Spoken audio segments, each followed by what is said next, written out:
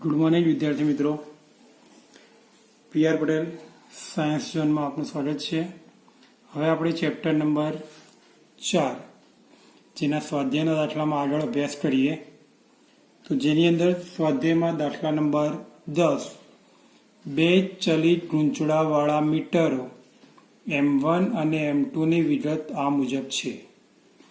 R1 અવરોધ 10 ohm છે. N1 આંટાની સંખ્યા 30 છે. B1 ચુંબકીય ક્ષેત્ર 0.25 ટેસ્લા છે. A1 ક્ષેત્રફળ 3.6 × 10⁻³ metre square. R2 14 omega, N2 40, B2 0.50 tesla, A2 8.8 × 10⁻³ metre square. બંને મીટર માટે સ્પ્રિંગ અચળાંક સમાન છે. તો M2 અને M1 માટે પહેલું વિદ્યુત પ્રવાહ સંવેદિતાનો ગુણોત્તર અને બીજું વોલ્ટેજ સંવેદિતાનો ગુણોત્તર શોધો. બરોબર છે. હવે સૌ પ્રથમ તો પ્રવાહ સંવેદિતા અને વોલ્ટેજ સંવેદિતા શોધવાની છે. તો એના માટે આપણે જોઈએ તો પ્રવાહ સંવેદિતા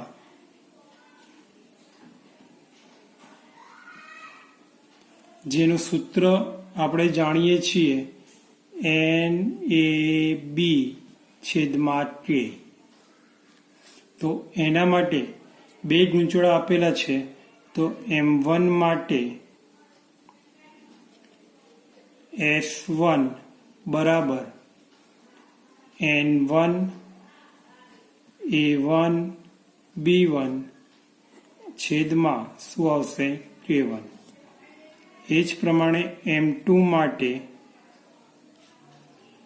S2 બરાબર N2 A2 B2 છેદમાં શું આવશે K2. બંનેનો મારે ગુણોત્તર શોધવાનો છે. તો ગુણોત્તર S2/S1 બરાબર N2 A2 B2 છેદમાં N1 A1 B1. અહીંયા કન્ડિશન થશે કે K1 બરાબર K2 બરાબર K લેતા, એટલે બંને સમાન છે, એટલે બંને ઉપર નીચે શું થઈ જશે, ઉડી જશે. તો હવે અહીંયા દરેક કિંમત આપણે મૂકીએ. તો S1/S2, ચલો N2 આપણને આપેલા છે 42 રકમની અંદર.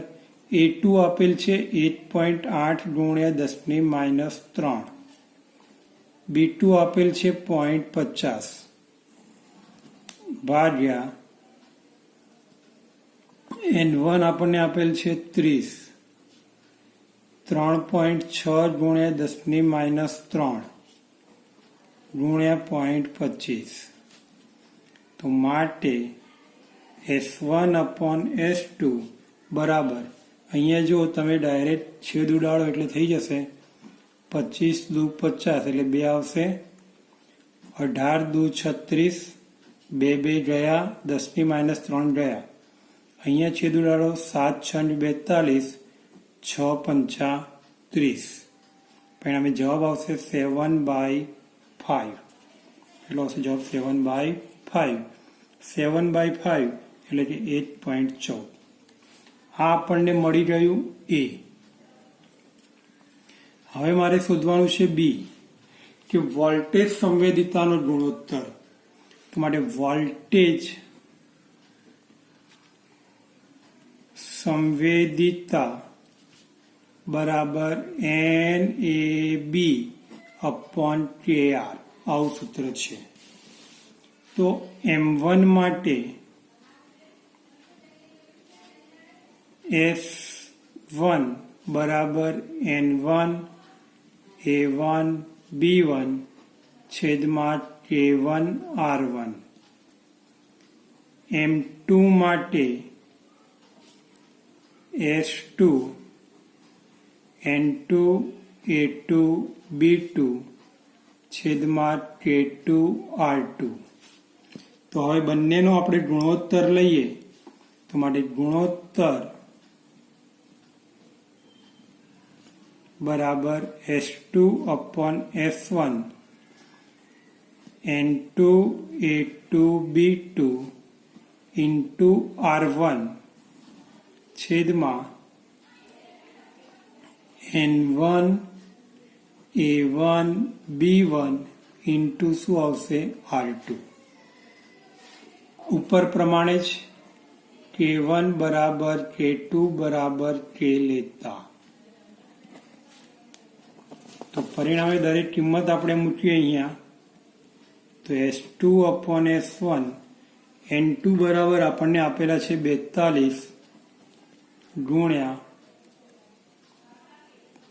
8.8 10⁻³ ગુણ્યા 0.50 અને R1 આપેલા છે 10 છેદમાં N1 30 3.6 10⁻³ 0.25 અને 14. આનો ગુણોત્તર અહીંયા સુધીનો તો આપણે આગળ ઓલરેડી શીખી ગયા છીએ તો માટે S2 upon S1 બરાબર 7/5 into 10/14 7 દુ 14 5 દુ 10 બે ઉડી ગયા તો પરિણામે S2 by S1 is equal to કેટલા આવશે 1.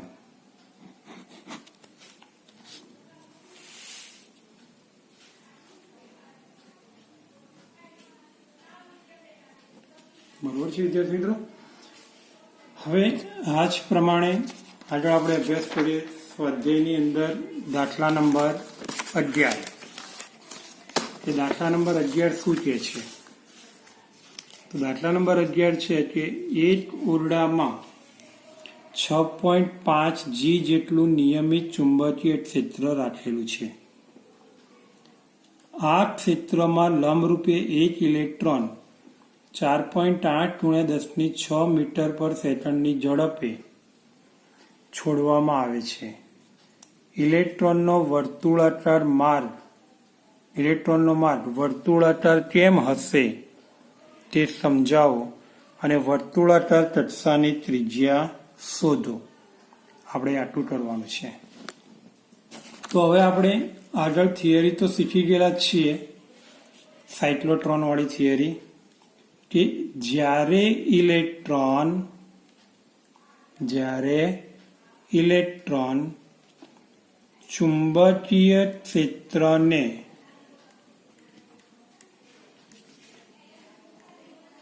લંબરૂપે ગતિ કરે ત્યારે કેવી ગતિ કરે છે લંબરૂપે ગતિ કરે ત્યારે F બરાબર EVB અનુસાર બળ લાગે જે માત્ર ઇલેક્ટ્રોનની ગતિની દિશા બદલે છે. આ બળ કેન્દ્ર તરફ હોવાથી ઇલેક્ટ્રોન વર્તુળાકાર માર્ગે ગતિ કરે છે. હવે એમાં મારે એની ત્રિજ્યા શોધવાની છે. તો જ્યારે કોઈ પણ કણ વર્તુળ માર્ગે ગતિ કરે ત્યારે તેની ત્રિજ્યા શોધવા માટે સૂત્ર કે R બરાબર mv upon EB સૂત્ર છે જ આવું.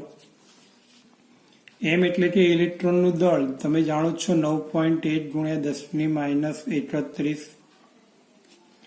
v તેની ઝડપ 4.8 ગુણ્યા 10⁶,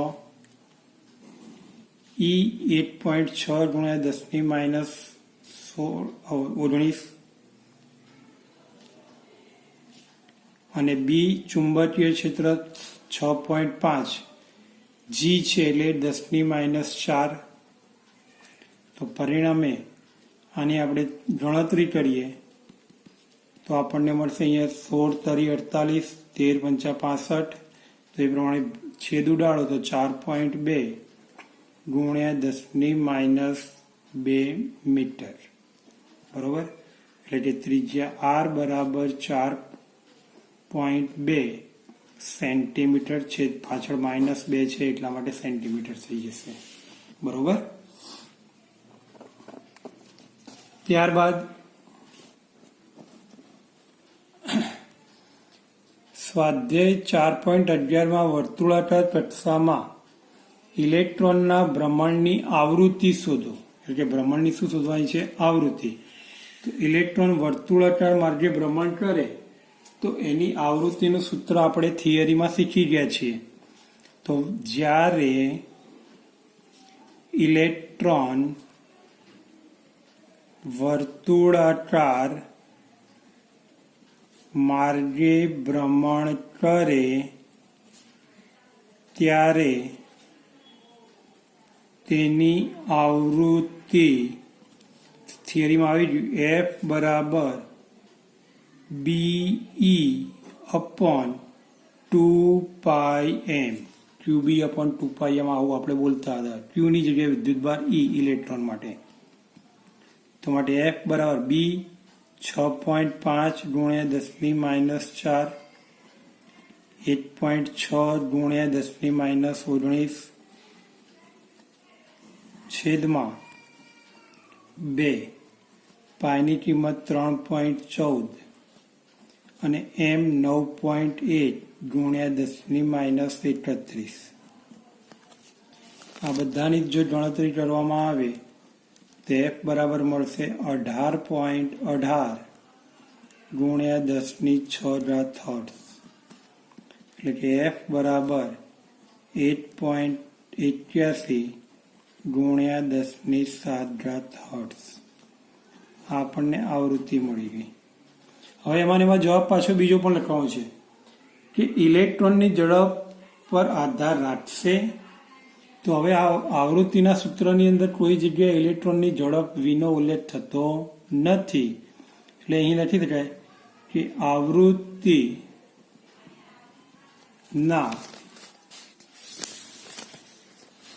આવૃત્તિના સૂત્રમાં ઇલેક્ટ્રોનની ઝડપનો ઉલ્લેખ ન હોવાથી તે તેના પર આધાર રાખે નહીં. બરોબર છે? ઓકે વિદ્યાર્થી મિત્રો, તો અહીંયા આપણા સ્વાધ્યાયના દાખલા પૂર્ણ થાય છે. ઓકે.